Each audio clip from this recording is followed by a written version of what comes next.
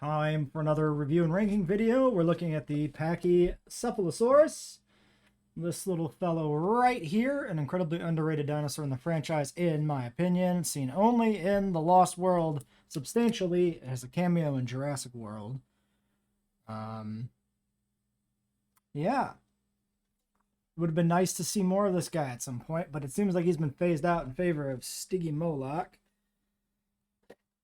Potentially because Universal doesn't like the first syllable of this guy's name, although when Stygimoloch was introduced in Fallen Kingdom, we were also going to get introduced to the Pachycephalosaurus, which kind of throws that theory into doubt. A little weird. Still, we got the figure. Here's what it looks like outside of the box. Kind of your standard small Hammond collection figure. Looks like, yeah, you got flexible tail that's kind of too short to actually do much styling with. Mine appears to have a weird fleck of paint or other debris on the end there. I don't know if covering that helps. Cover my face. Yeah, okay. It rubbed off. I was able to scrape it off. There's no paint on that section of the tail, so whatever the white speck was, even if it was paint, I was able to scrape it off with my fingernail. So there's one potential quality control issue taken care of. Let's get these ties removed. And then we can get this guy out of the package and take a look at the figure. Now this was one I was anticipating for quite a while. When it comes to Jurassic figures, I'll talk more after I get out of the plastic part.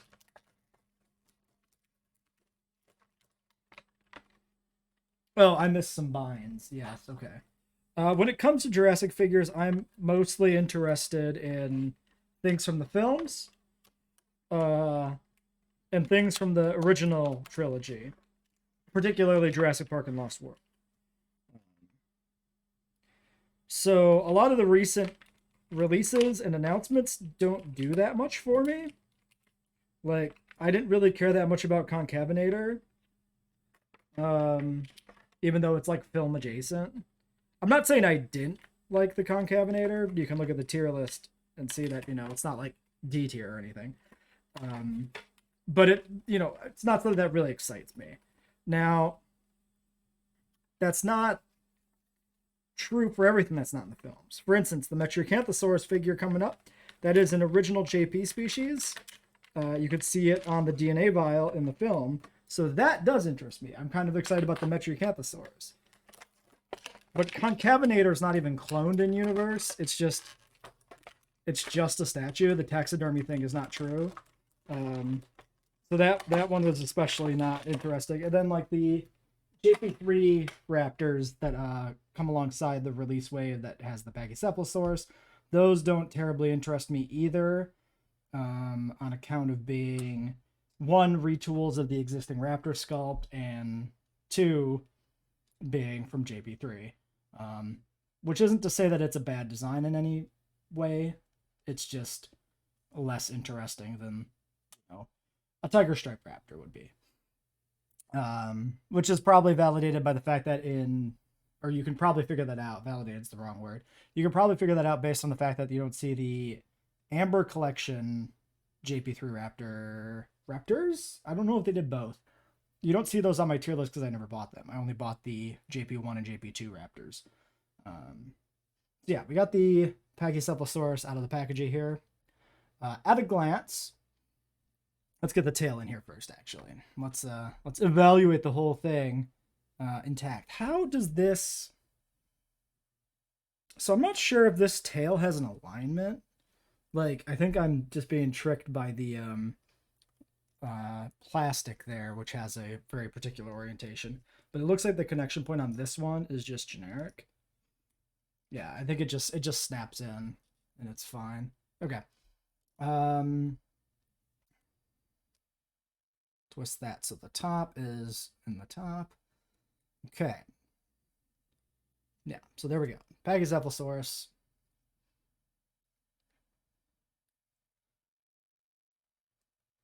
We've got downward facing hands, standard, you know, classic JP stuff.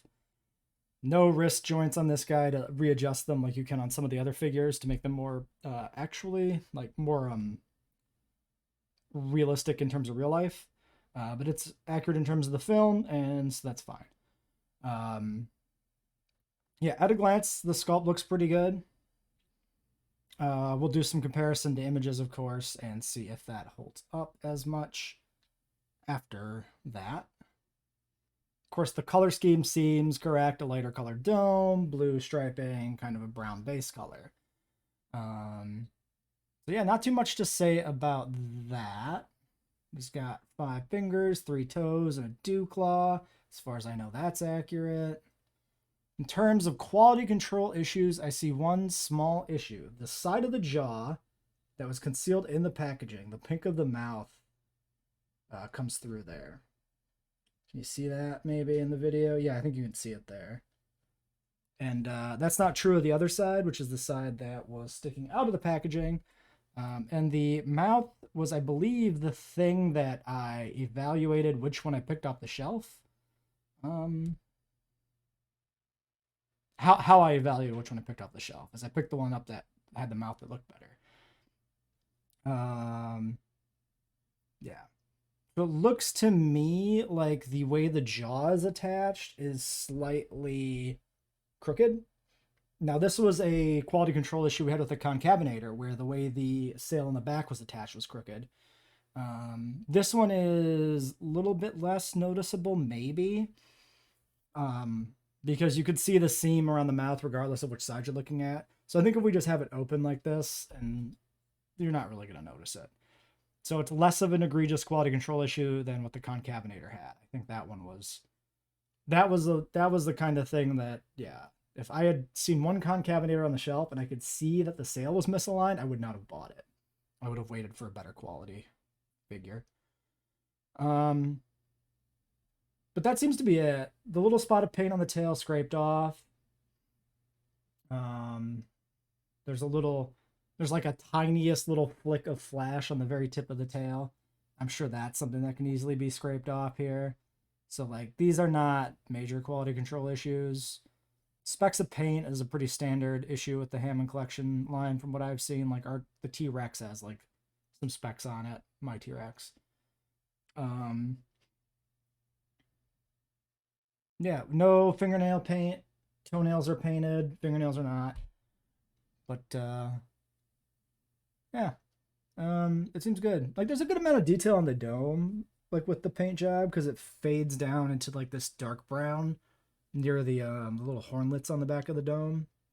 I think that's really nice looking. That's a really good job. We can compare this to some other figures.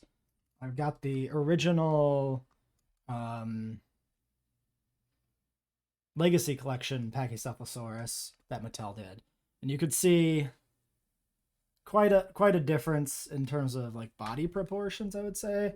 The Legacy one's a little bit bigger, but the legs may be pretty similar in terms of scale, and the arms are actually a little bit shorter on the Legacy. I think the head on the Legacy figure is pretty bad looking.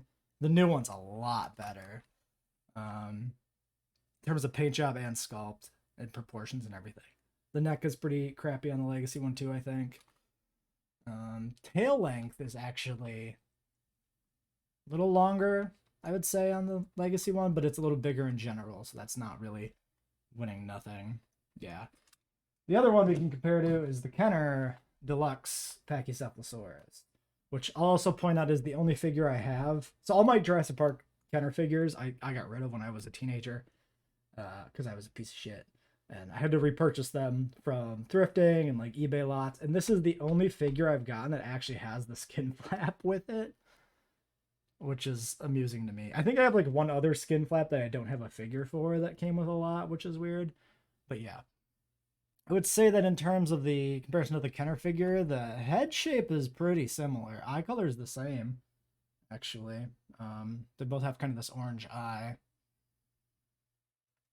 Arm proportions longer on the Mattel figure. The body, like the Mattel figure really feels like a juvenile to me, which I think tracks with the film where we see, you know, a fairly small Pachycephalosaurus.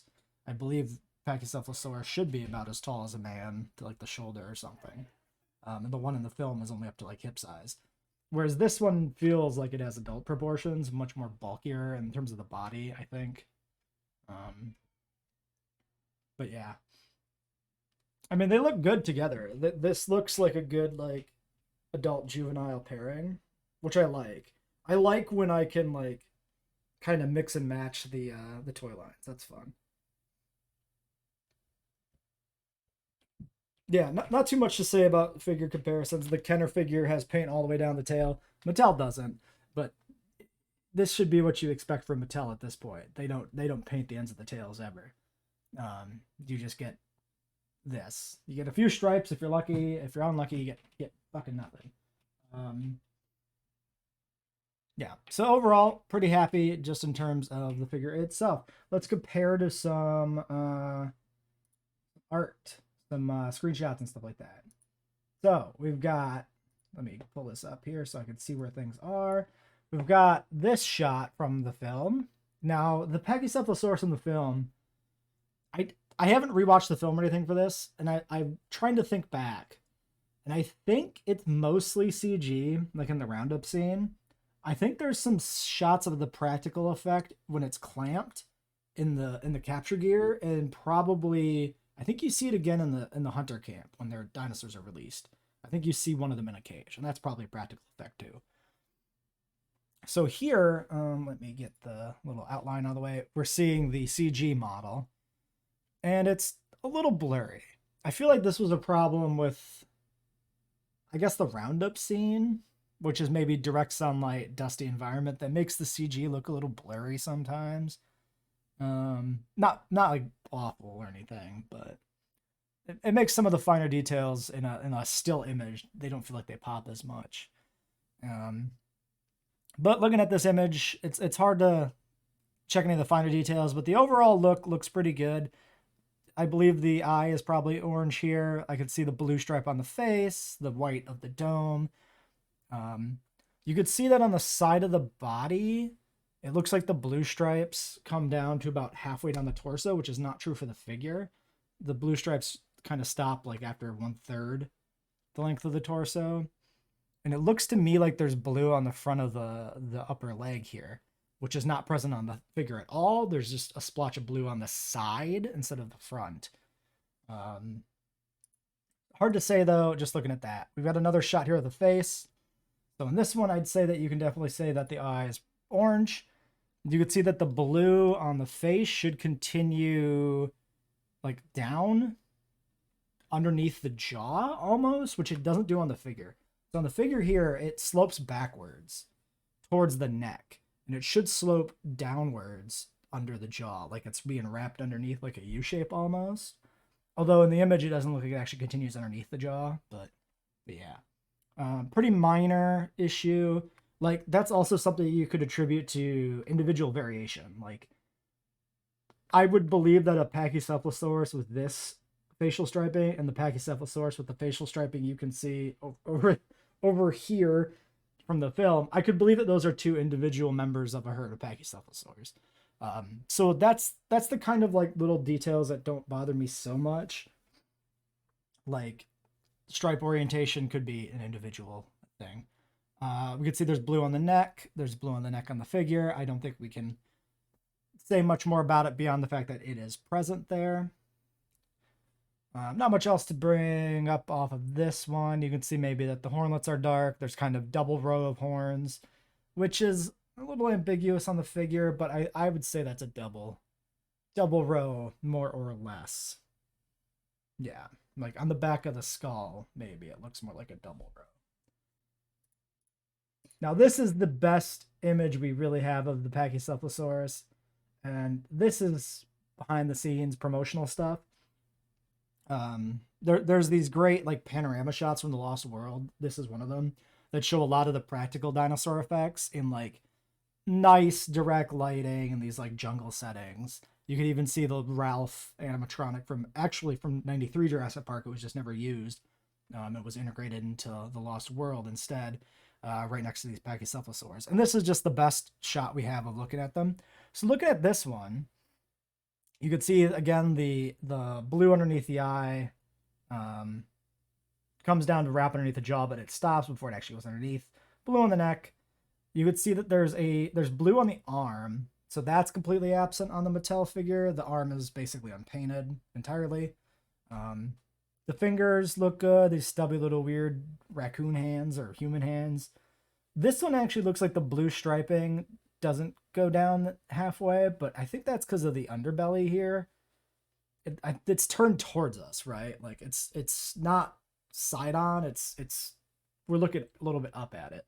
You can see that the belly's actually white, which we don't have on the figure. Again, the belly's unpainted.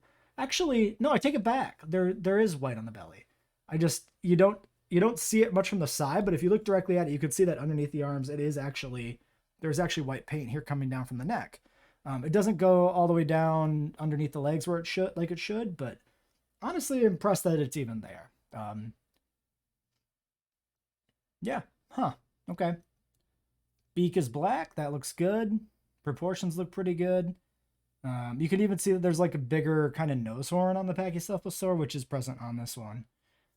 In terms of the other two individuals in the background, the facial striping looks pretty consistent with it going straight down instead of at an angle. Maybe a mild knock against it. We can't get a good look at the tail. We could see that the leg actually has striping, blue striping on the thigh or the upper leg or whatever here. Yeah, on the thigh. Whereas the figure is just blue blotches. So that should definitely be striping that comes to the forward part of the leg a little bit. More like the striping we have on the tail, probably. Whereas the body itself looks a little more blotchy, although there is definitely like striping here coming down. Yeah, so overall, I'd say in terms of the screenshots and the promotional image, it's not a bad rendition. I'd say it's too dark too. I'd say the base brown should be a little lighter, just judging by the coloring specifically of this behind the scenes image. And I'd say that's true of the film one too. Looking at like this one that's brightened, like if I believe the blue on this figure is the same as the blue in that image, I think this base brown should have a little more orange in it, a little lighter. Again, individual variation, you could argue it's not that bad. Here's a little behind the scenes image of it being painted. So this one is interesting. So here you can see this is kind of a big blotch on the shoulder. Here, maybe I should enlarge this. Let's double the size of this. Yeah, okay. So you can see that there's like this blue blotch on the shoulder. And then there's kind of a solid brick of color on the neck. And then there's like a secondary blotch coming down here towards like, I guess the hips basically. And that's actually kind of accurate with what the figure's got going on, where there's like this big blue glob over the shoulder. And then like a secondary blue glob. And then kind of just this patch on the back of the neck. So the coloring actually looks pretty good compared to this behind the scenes shot. And a little different maybe. Actually probably just about the same. I think it's probably the angling that makes it look a little weird. Or there's 3 of these, so maybe it's one of the ones in the back is the one being painted in this image. But they're pretty similar. So I think the body painting is really good. I think the thigh is wrong. I think the body and the neck are good. I think the head is slightly wrong. And we really haven't gotten a good look at the tail yet. Here's another image of probably the maquette, I think this is. Let's also zoom this.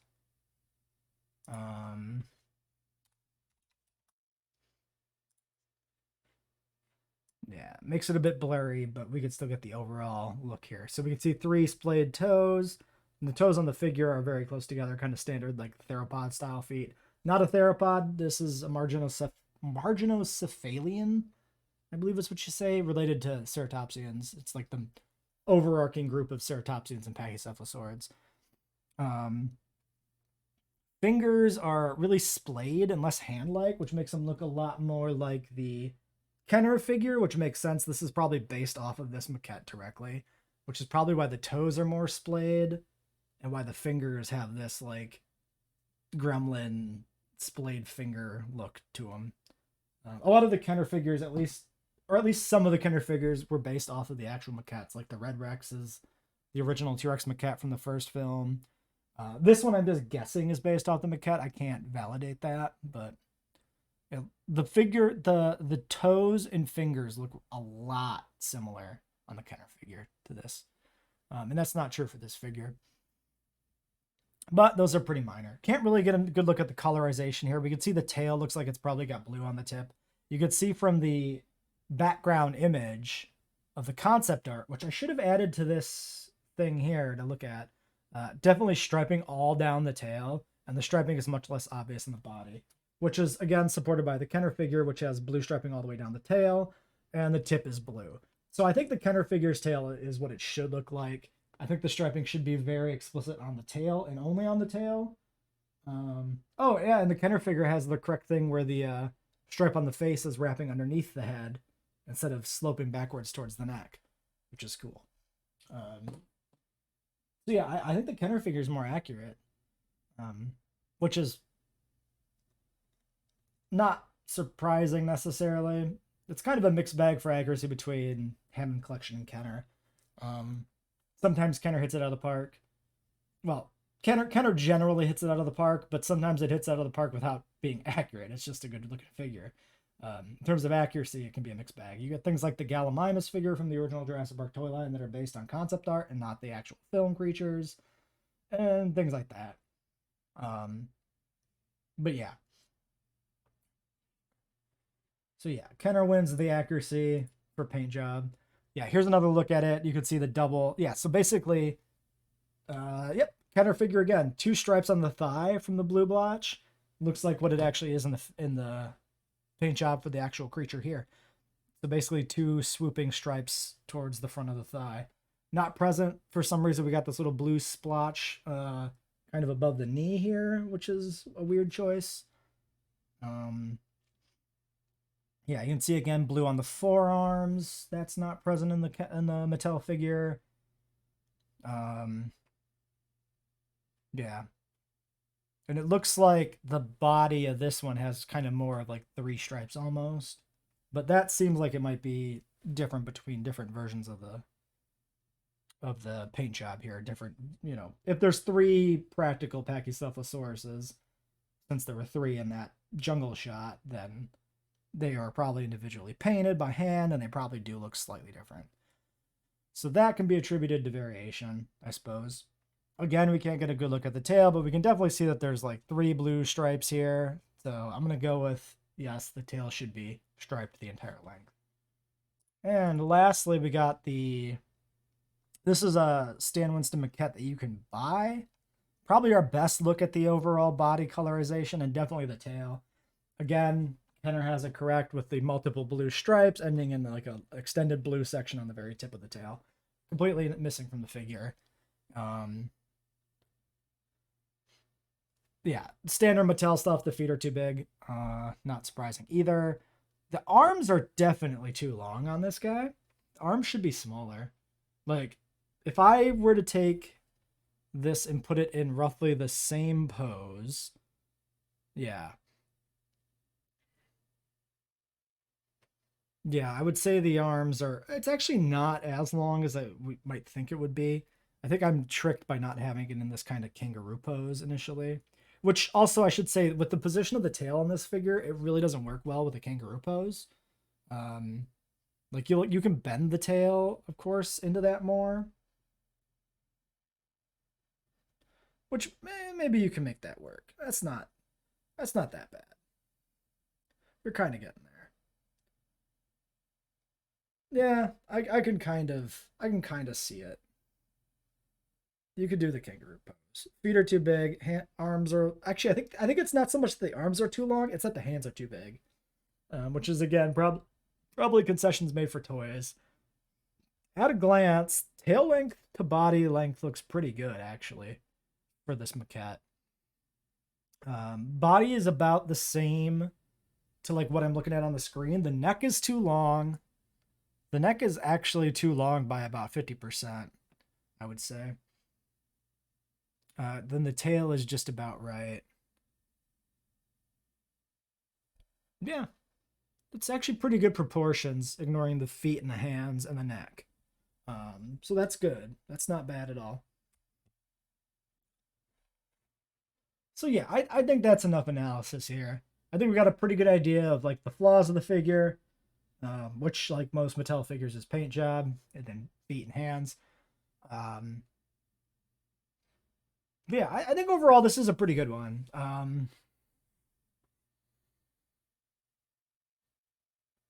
I think I know where I want to put it. Yeah, I think it goes um, ahead of the Dilo. This is a much better, smaller figure than the Dilo, I'm gonna say. But I don't think I can put it ahead of the Pteranodon. So I'm gonna put it here. I would probably say that upper S tier is the first 6. Like these are like S plus, the first 6, and this Dilo is like S minus. This guy is off on his own, kind of compared to the rest of S tier. Yeah, and then I think the same kind of thing is present in A, where I would say the Trike, the Gallimimus, and the Concavenator are kind of like high A tier, and there's a pretty big gap between the Concavenator and the Raptors here, I think.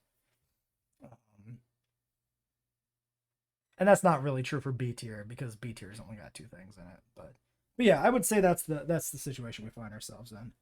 So yeah, I consider this a good figure. I consider this one you should buy. If you're interested in these, it's pretty good. Big thing to keep an eye out for, I would say, would be to make sure you can try and get a good jaw on it. If possible, try to see what's going on and look for any kind of misalignment on the mouth flap. Oh, and I found this at Best Buy. Yeah, I got Concavenator at Best Buy. I got Pachycephalosaurus at a different Best Buy. And I have the JP3 Raptor, which I'm going to review. And I got that at a Target. So they are present currently at both Best Buy and Target. But Best Buy actually shows online listings that are accurate, and Target doesn't.